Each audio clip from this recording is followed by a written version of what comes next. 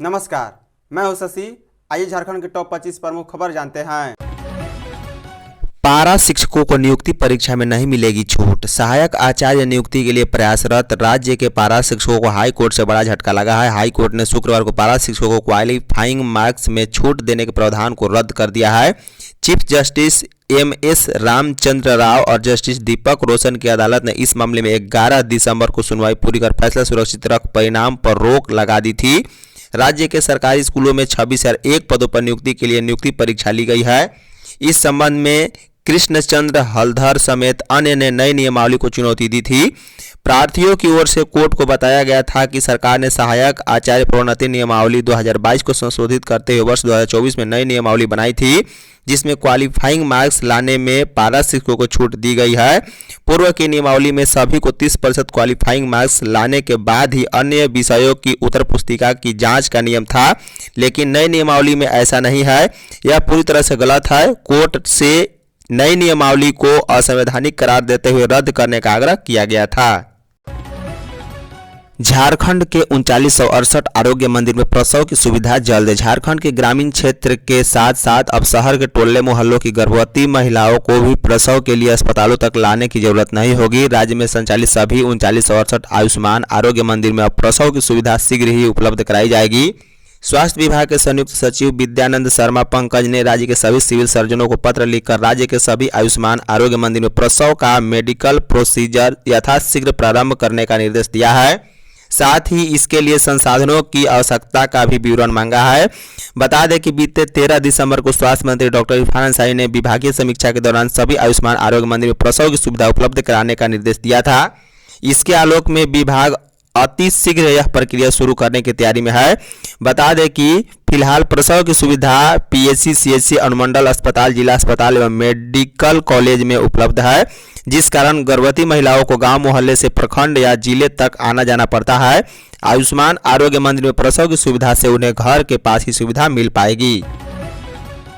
झारखंड में अब महुआ शराब की लगेंगे प्लांट। मंत्री झारखंड के वित्त मंत्री राधाकृष्ण किशोर ने कहा है कि काजू फेनी की तर्ज पर झारखंड में महुआ शराब बढ़ावा देने के लिए संभावनाएं तलाशी जाएगी। फ्रांस में महुआ आधारित वाइन बनाने की बात सामने आई है। इसकी सत्यता की जांच के बाद इसके लिए झारखंड में भी प्लांट लगाकर रिफाइंड महुआ शराब तैयार करने के लिए उत्पाद विभाग के अधिकारियों को सुझाव दिया गया है। इससे राज्य में राजस्व बढ़ाने में मदद मिलेगी। वित्त मंत्री शुक्रवार को झारखंड मंत्रालय में बजट पूर्व गोष्ठी के दूसरे दिन प्रोजेक्ट भवन में पत्रकारों से बातचीत कर रहे थे। वित्त मंत्री ने कहा है कि झारखंड के गांव में महुआ संस्कृति के रूप में रचा बसा है। ऐसे में महुआ को सुरक्षित शराब में तब्दील कर राजस्व में भी इजाफा किया जा सकता है। सरकार इस दिशा में आगे बढ़ती है तो खास ध्यान रखा जाएगा कि रिफाइंड महुआ शराब की कीमत ग्रामीणों की जेब के मुताबिक ही हो। बजट पूर्व चर्चा के दौरान छत्तीसगढ़ में शराब बिक्री से सालाना लक्ष्य 8,000 करोड़ और हरियाणा में 5,000 करोड़ का उदाहरण रखा गया है। झारखंड में एक्साइज से राजस्व बढ़ाकर 5,000 करोड़ करने का भी निर्देश दिया गया है। सीओ की मनमानी रोकने के लिए जारी होगा व्हाट्सएप नंबर। राज्य में सीओ स्तर के अफसरों के भ्रष्टाचार को खत्म करने के लिए सरकार गंभीर है। राज्य में 20 लाख म्यूटेशन आवेदनों में 10 लाख से अधिक रद्द किए जाने पर भू राजस्व मंत्री दीपक बिरुआ ने शुक्रवार को चिंता जताई है। उन्होंने सीओ स्तर के अधिकारियों को कार्यशैली बदलने की हिदायत दी। समय पर जमीन से जुड़े मामलों का समाधान नहीं करने वाले गंभीर कार्रवाई को भी तैयार रहे। मंत्री ने कहा है कि शिकायत के लिए जल्द ही व्हाट्सएप नंबर भी जारी किया जाएगा। झारखंड का अबुआ बजट सभी के हितों को ध्यान रख तैयार होगा। मंत्री वित्त मंत्री राधाकृष्ण किशोर ने कहा है कि मुख्यमंत्री हेमंत सोरेन के निर्देशानुसार अबुआ बजट 2025-26 झारखंड के सभी वर्गों के हितों को ध्यान में रखते हुए तैयार किया जाएगा। इस बजट का मुख्य उद्देश्य झारखंड के दूर दराज के ग्रामीण क्षेत्रों, किसानों और हर झारखंड वासी की समस्याओं का समाधान कर उनके चेहरों पर खुशहाली लाना है। वित्त मंत्री राधाकृष्ण किशोर की अध्यक्षता में प्रोजेक्ट भवन के एनेक्सी बिल्डिंग में बजट पूर्व संगोष्ठी 25-26 का आयोजन किया गया। इस संगोष्ठी में राज्य के विभिन्न विभागों के अधिकारियों एवं विशेषज्ञों ने हिस्सा लिया और आगामी बजट के लिए महत्वपूर्ण सुझाव प्रस्तुत किए हैं। कार्यक्रम के पहले सत्र में राजस्व निबंधन एवं भूमि सुधार, ऊर्जा परिवहन, वाणिज्य कर, उत्पाद एवं मद्य निषेध, खाद्य सार्वजनिक वितरण एवं उपभोक्ता मामले विभाग के अधिकारियों ने अपने विभाग से संबंधित योजनाओं और आगामी बजट के प्रावधानों पर भी चर्चा की है। पुस्तक मेला में महुआ माझी ने कहा, सबसे सच्ची दोस्त है किताब। जिला स्कूल मैदान में 10 दिवसीय राष्ट्रीय पुस्तक मेला का शुभारंभ शुक्रवार को हुआ है। मुख्य अतिथि राज्यसभा सांसद डॉक्टर महुआ माझी, विधायक सीपी सिंह थे। डॉक्टर महुआ माझी ने कहा है कि पुस्तकों से व्यक्ति को जुड़े रहना चाहिए। एक अच्छी किताब सच्चा मित्र ही नहीं बल्कि सुख दुख की साथी भी है। वहीं विधायक सीपी सिंह ने भी पुस्तकों को व्यक्ति के व्यक्तित्व निर्माण का महत्वपूर्ण हिस्सा बताया है। उन्होंने कहा है कि पुस्तक लिखना आसान नहीं, बहुत साधना और संयम की जरूरत होती है। मौके पर 3 पुस्तकों का लोकार्पण भी किया गया है, जिसमें स्थानीय वरिष्ठ कथाकार उर्मिला सिंह की 2 नवीनतम कथा कृतियां, एक जोड़ी आंखें और यादों की पोटली और अशोक बंका के कहानी संग्रह सरहुल का लोकार्पण हुआ है। पंचायत सेवक दीपक दास 11,000 रिश्वत लेते गिरफ्तार। भ्रष्टाचार निरोधक ब्यूरो एसीबी ने अभुआ आवास के लिए 11,000 रुपए रिश्वत लेते पंचायत सेवक दीपक दास को गिरफ्तार किया है। एसीबी प्रमंडलीय कार्यालय हजारीबाग के एसपी आरिफ इकराम ने इसकी पुष्टि की है। आरोपी को जेल भेजने की कार्रवाई की जा रही थी। करगालो निवासी चमेली देवी पति जानकी रविदास को अभुआ आवास स्वीकृत हुआ है। उस योजना में उन्हें भवन निर्माण के लिए 2 किस्त में 80,000 रुपये मिल चुके हैं। वहीं तीसरी किस्त निर्गत करने के लिए चमेली देवी जब पंचायत सेवक से मिली तो उनसे उसके लिए 11,000 रुपये रिश्वत की मांग की थी। झारखंड के सभी घरों में लगेंगे स्मार्ट मीटर। इस वर्ष झारखंड के सभी बिजली उपभोक्ताओं के घरों में स्मार्ट मीटर लगाए जाएंगे। झारखंड बिजली वितरण निगम लिमिटेड ने यह काम शुरू कर दिया है। दूसरे चरण में 13.41 बिजली उपभोक्ताओं के घरों में स्मार्ट मीटर लगाए जाएंगे। इसमें सबसे ज़्यादा शहरी क्षेत्र के उपभोक्ता हैं। बता दें, रांची और धनबाद में पहले से ही स्मार्ट मीटर लगाने का काम चल रहा है। रांची में 3.5 लाख घरों में स्मार्ट मीटर लगाने का लक्ष्य है, जिसमें से 3 लाख घरों में स्मार्ट मीटर लग चुके हैं।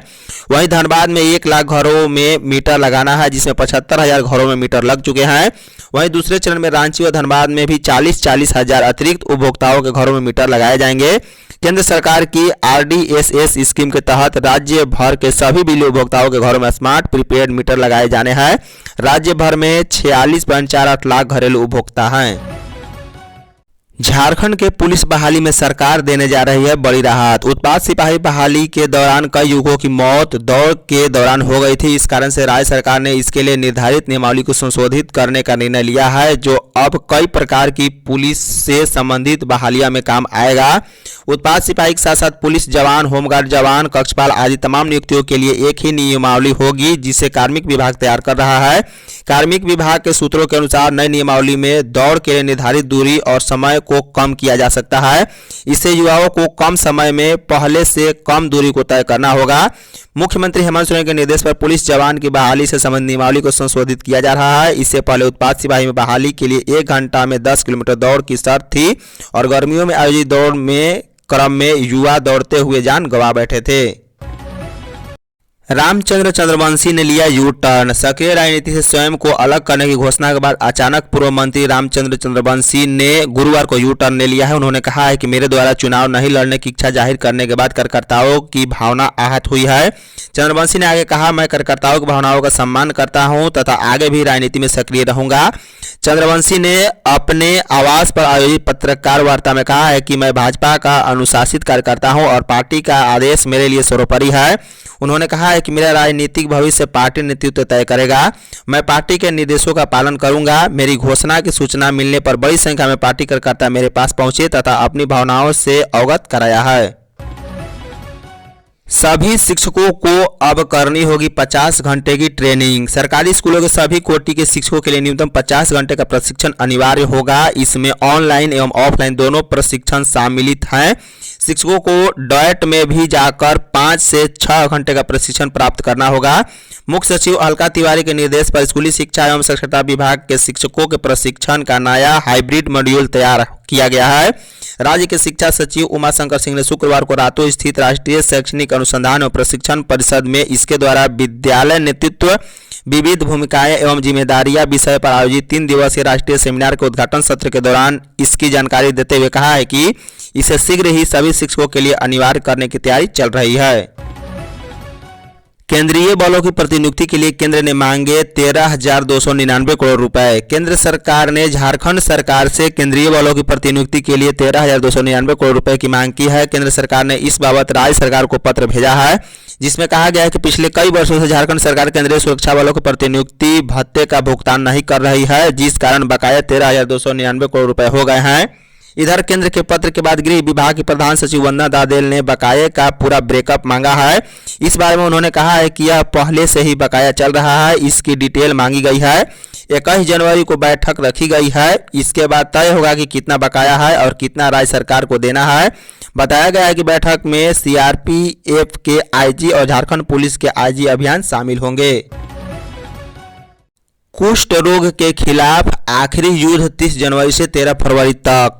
स्पर्श कुष्ठ जागरूकता अभियान के द्वितीय चक्र में कुष्ठ रोगी खोज अभियान के सफल संचालन को लेकर समाहरणालय सभागार में बैठक की गई है। इसकी डीसी विशाल सागर ने की। डीसी ने बताया है कि गांधी जी की पुण्यतिथि पर 30 जनवरी से 13 फरवरी तक जिलावासियों को जागरूक व सचेत करने के उद्देश्य से राष्ट्रीय कुष्ठ उन्मूलन कार्यक्रम के तहत आखिरी युद्ध के तर्ज पर स्पर्श कुष्ठ जागरूकता अभियान चलाया जाएगा। जिले के वैसे कुष्ठ मरीज जिनको पौष्टिक आहार के लिए 500 रुपए की राशि नहीं मिल रही है, उन्हें चिन्हित करने का निर्देश स्वास्थ्य विभाग के अधिकारियों को दिया है।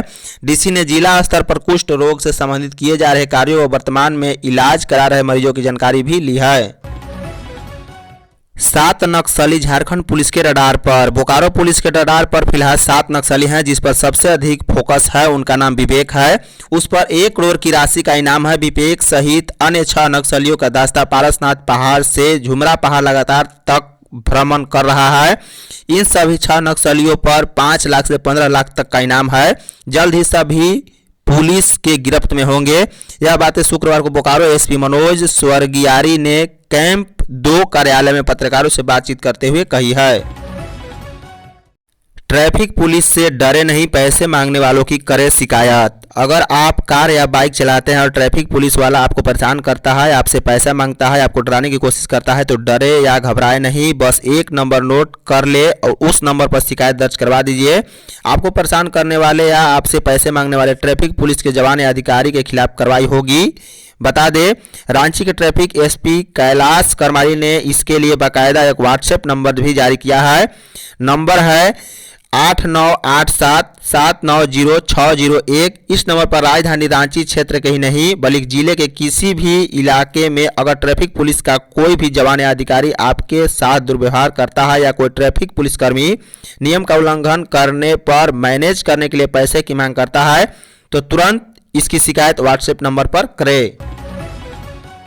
SC/ST के विकास के लिए राज्य सरकार प्रतिबद्ध। हेमंत सोरेन। अनुसूचित जाति व अनुसूचित जनजाति के कल्याण के लिए गठित 7 सदस्यीय संसदीय समिति झारखंड भ्रमण पर आई है। समिति के सदस्यों ने शुक्रवार को रांची में मुख्यमंत्री हेमंत सोरेन से शिष्टाचार भेंट की।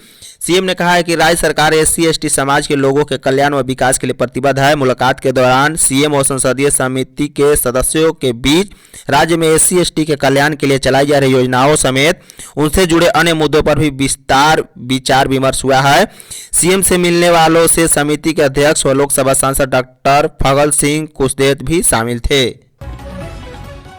सरकार वृद्धा आश्रम की लेगी जानकारी, होगा सर्वे। दक्षिणी छोटा नागपुर प्रमंडल के 5 जिलों में स्थित ओल्ड एज होम का सर्वे होगा। इसको लेकर प्रमंडलीय आयुक्त अंजनी कुमार मिश्र ने समाज कल्याण विभाग के पदाधिकारियों को निर्देश दिया है।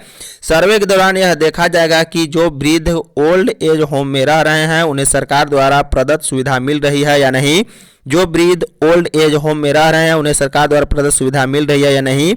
यदि किसी को सरकारी योजनाओं से आच्छादित करने की जरूरत होगी तो उसकी भी रिपोर्ट तैयार की जाएगी। सरकारी आंकड़ों के मुताबिक रांची में 6 ओल्ड एज होम है, जिसमें सभी 56 लोग रह रहे हैं। वहीं गुमला में संचालित ओल्ड एज होम में कुल 31 महिला पुरुष रहते हैं, वहीं खुट्टी में 25 रह रहे हैं।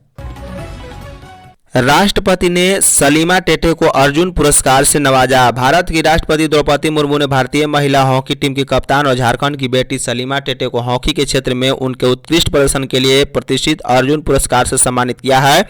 यह पुरस्कार भारतीय खेलों में उनकी अद्वितीय प्रतिबद्धता और योगदान को मान्यता प्राप्त करता है। सलीमा टेटे ने अपनी कड़ी मेहनत, लगन और समर्पण से न केवल भारतीय महिला हॉकी टीम को नई ऊंचाइयों तक पहुंचाया है, बल्कि उन्होंने अपनी उपलब्धियों से हॉकी के खेल को भी प्रेरित किया है।